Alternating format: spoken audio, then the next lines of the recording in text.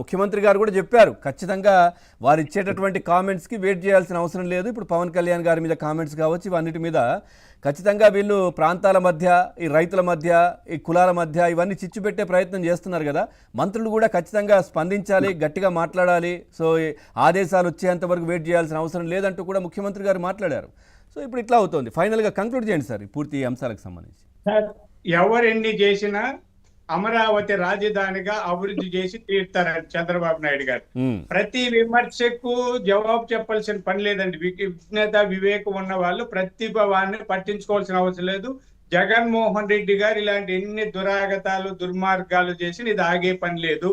సైదా గారికి ఒక చిన్న సలహా అండి. సైదా గారు, నేను కాంగ్రెస్ అభిమానినే, ఈ క్షణం కూడా నేనేం మీకు వ్యతిరేకిని కాదు, అట్లనే బీజేపీ వాళ్ళకి వ్యతిరేక కాదు. నేను ఎమర్జెన్సీ రోజుల్లో తాలూకా కార్యవాహ చేశాను RSS లో. అయితే మీరు థర్డ్ ఫోర్స్ గా డెవలప్ అవ్వండి. నా ఓటోడు పిసిసి ప్రెసిడెంట్ అయితే, N B Sudhakar Reddy PCC president అయితే జగన్మోహన్ రెడ్డి కనిపించడండి. మీరు కాంగ్రెస్ పార్టీని తృతీయ శక్తిగా నిర్మాణం చేయలేకపోవడం వల్ల ఈ రాష్ట్రము జగన్మోహన్ రెడ్డి గారిని భరించాల్సి వస్తుంది. ఆ తప్పు మీదే అండి. సైదా గారు, మీరు అభివృద్ధి చెందండి.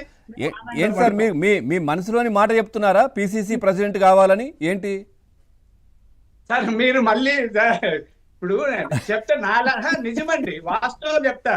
సమర్థుడైతే ఏందండి, ఎంత గ్యాప్ ఉందండి. జగన్మోహన్ రెడ్డి గారిని భరిస్తున్నారు. నాకు తెలుసు, మా రెడ్లు కానీ లేదా ఎస్టీ సామాజిక వర్గం కానీ పల్లెల్లో అన్న ఏం చేసేదినా, మనకి ఏం పరిస్థితిలా, పార్టీకి పోలేము, నువ్వేమో పోయినావు తెలుగుదేశానికి, మేము రెడ్లు కదన్నా, ఈ మంచోడు చెడ్డోడు జగన్ ఉండాలన్నా అంటున్నారు. ఆల్టర్నేటివ్ లేదు. కాంగ్రెస్ పార్టీ ఆల్టర్నేటివ్ గా వస్తే, నిజమండి, నా మనసులో మాట కాదు, నాకేమి, నేను బీజేపీలో చేశాను, జనతాలో అన్ని.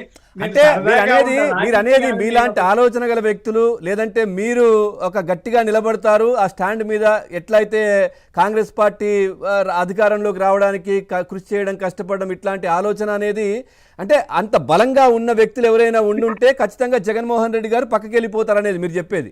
ఉంటుందండి. మరో రేవంత్ రెడ్డి కావాలండి. సుధాకర్ రెడ్డి ఉన్నాడు అంటే నేను పార్టీ వదలను. మళ్ళీ మీరేదో లిటిగేజ్ అంటే ఊరికే చెప్తానండి. ఉండాలి. మీరు అనేది మీలాంటి వ్యక్తులు ఎవరైనా ఉంటే, మీరని అనట్లేదు, గట్టిగా సమర్థుడైన వ్యక్తి ఉంటే ఖచ్చితంగా జగన్మోహన్ రెడ్డి గారు పక్కకు పోతారు అనేది. అవునండి, అవునండి. అది రైట్ సార్. సైదా గారు కంక్లూడ్ చేయండి సార్. పవన్ గారు, జగన్మోహన్ రెడ్డి గారు వాళ్ళు ఏ మాత్రమైనా సరే, వాళ్ళు అమరావతి పరిరక్షణ పేరుతోటి ఎన్ని నాటకాలు ఆడినా, ఎన్ని డ్రామాలు ఆడినా ఈ రాష్ట్ర ప్రజలు హర్షించరు. క్లియర్.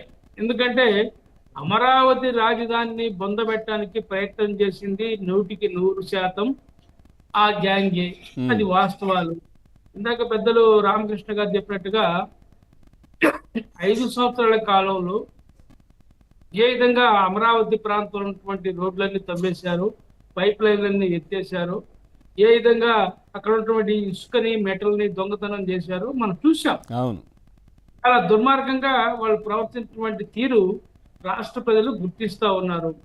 ఏ విధంగా వాళ్ళని ఆ రోజు మరి పాదయాత్ర సమయంలో ఏ విధంగా రైతాంగాన్ని ఇబ్బంది పెట్టారో అవన్నీ కూడా గుర్తున్నాయి.